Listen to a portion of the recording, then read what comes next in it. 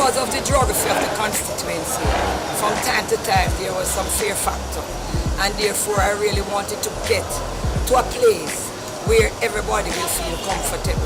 And today we have decided that this is the place where people will feel free from either side or from no side at all to be able to come and do business on behalf of their constituency.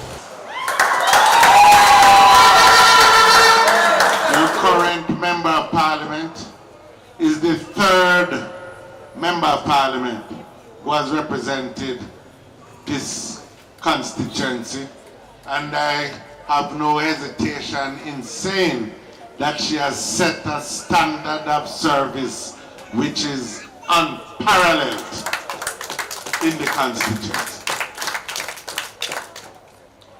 And a clear example of her devotion to this constituency is the fact that she has opened this office here today, acquired it, opened it, so that it can provide service to the constituency of East St. Catherine. I want to pick her up for that.